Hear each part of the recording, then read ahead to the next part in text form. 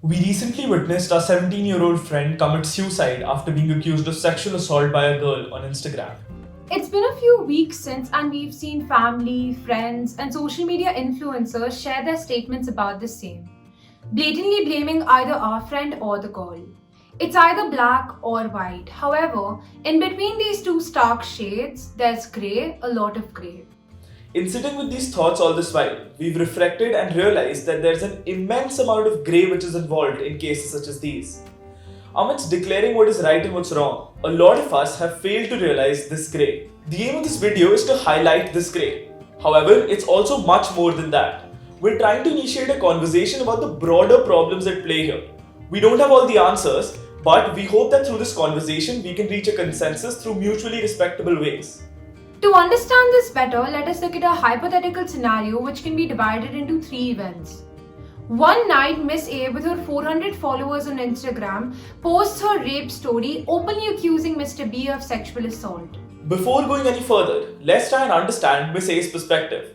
There could be several reasons as to why she decided to go about her revelation in this manner. Firstly, for a 17-year-old girl living in an age of social media, Miss A's primary platform to express herself was social media, and hence she felt that it was completely normal to voice out this emotion too on social media. Secondly, she felt that doing so would make her feel liberated and validated, as this was a pain that she was carrying alone, and hence letting it out in the public becomes an act of catharsis by giving her a sense of community. The shame that she was carrying alone now gets transmuted to her community. Thirdly, she wanted to warn others of Mr. B so as to prevent such instances in the future. Another important reason as to why she would have resorted to social media is that she, like many other victims of sexual assault, fears talking about this in real life to the authorities and even to her close ones, hence finding it easier to do it sitting behind a screen. And finally, she was perhaps unsure and fearful of going to the authorities, having heard of the multiple cases of rape being mishandled by the police. Within minutes of Miss A's post, a number of her followers posted her story to their respective social media profiles. Well, this too can be explained. Being of similar social circles as Miss A, they wanted to warn other potential victims. A number of her followers also posted her story to their respective social media profiles, showing their support for her, often stating how they were standing with her. Many women have gone through some form of sexual violence in their lives, so they resonated with Miss A's revelation and wanted to be a part of the movement against sexual violence. There's a small minority of people who don't necessarily think about the matters in a deep manner and just want to ride the wave of raising their voice against something. The third event of this scenario is when this news reaches Mr. B, who's traumatized and has no one to talk to. He decides to end his life. While self-harm isn't something that one should have to resort to, it pains me to break down what his thought cycle must have been like. Mr. B's reputation was tarnished and he was defamed with the most serious allegation in a matter of minutes. Being raised in a patriarchal society with rigid ideals of masculinity, he was never taught how to deal with this vulnerability. It was an unrecognizable situation for him, and he did not have the resources to understand the level of trauma that he was experiencing. Now that we've understood the sequence of events as well as the causes, we will now be looking at the unintended consequences due to these actions. Talking about Miss A first, she resorted to social media to share her rape story. She could face serious consequences under the section 499 of the Indian Penal Code, charging her for a lawsuit for defamation. Furthermore, she would have to live with a fear of social exclusion, loss of a social life, not being able to get a clean slate, a new start, not realizing the consequences of her actions. She would also have to live with the stigma of whatever happened for her entire life. She would also have to witness the presence of numerous hate pages on social media platforms, influencers talking about the situation and bringing light to the situation. Furthermore, for Mr. B, certainly the harm caused was self-harm in the form of suicide. Okay, before we go ahead and discuss the alternatives available to everyone involved in this chain, we'd like to make it clear that in our opinion, these problems cannot be solved at a micro level. There are larger sociological issues at play here which need to be addressed as a community. The fact that Mrs. A did not have anyone to talk to about the sexual assault that she had to suffer through simply points towards inadequacy in parenting and schooling. Through 17 years of her life, we as a community were unable to give her even one individual to talk to about this. Similarly, Mr. B too did not have anyone to talk to after being defamed.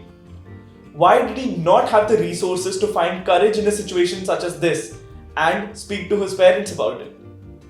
What made the decision of minutes for him to end his life? Rather, what schooling or parenting could have prevented him from doing so? Within minutes of Miss A's post, several declared their verdicts blaming Mr. B of sexual assault. Similarly, soon after Mr. B's death, several also held Miss A responsible for his death. Do we as a society not realize how problematic this form of public court is? Doesn't our idea of revenge-based justice needs to be questioned?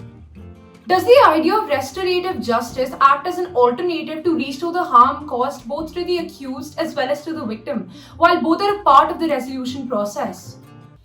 This is linked to the previous problem. Even though social media promotes the idea of freedom of speech, it also provides its users a platform to bypass the legal system. This not only opens up the victim to legal charges against her, but it also furthers the idea of public court. By accusing Mr. B on a public forum, Mrs. A could face a defamation lawsuit. Even the Me Too movement a couple of years ago came with a huge legal backlash where rape victims and women's rights activists faced defamation lawsuits. The fact that Mrs. A, along with several other rape victims, do not find it in their best interest to go to the police due to the mishandling of the cases and the premature judgment is problematic. If the victims cannot trust the upholders of the legal system, what even is the way out for them? With little or no government regulations on these social media platforms, there are only the community standards that we as users are supposed to uphold. Does that mean that there is no form of self-regulation and self-monitoring of our actions necessary? Is it okay to post our emotions so vehemently? Is it okay for parents to expect that since they lived in an age without social media that their children should live with one without it too? However, at the moment we know that social media is here to stay, and such cases will continue to occur. So what are the alternatives that are available to you if you find yourself as a part of this chain? Note, our intention here is not to dictate to you what you should do. It is just to present to you what we see as viable alternatives and to start a conversation around it. We would love to hear your thoughts on these alternatives or suggestions about other alternatives. Speaking of the first step, the victim resorted to social media to share her rape story. Alternatively, she could have approached an NGO, a counseling center, to share her story, which would have also helped her approach the situation in a legally viable manner. She could have also used the rape hotline number to report the case as soon as it occurred.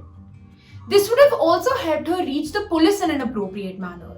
Yes, we do understand that the action of the police is highly questionable when it comes to the reporting of rape cases. However, it's best to believe that they do try and serve justice and they do their best. If Mrs. A's friends and family want to show support towards her and remind her that they stand with her, then they could probably reach out to her personally. This would not only help comfort her further, but would also mean lending an ear instead of reposting the same words. Those who share the post for the sake of validation could reflect a little deeper and think of the problems at play here. By not engaging deeply and simply reposting, they're instead doing harm to the movement. If one really wants to talk about this in their social media profiles, it would make more sense to address the broader problems at play here instead of declaring verdicts about the case at hand. This would help spread awareness, initiate a meaningful conversation, and probably also get the accused to question the causes behind what he did. To take this a step further, you could also start a movement on social media itself to address these problems.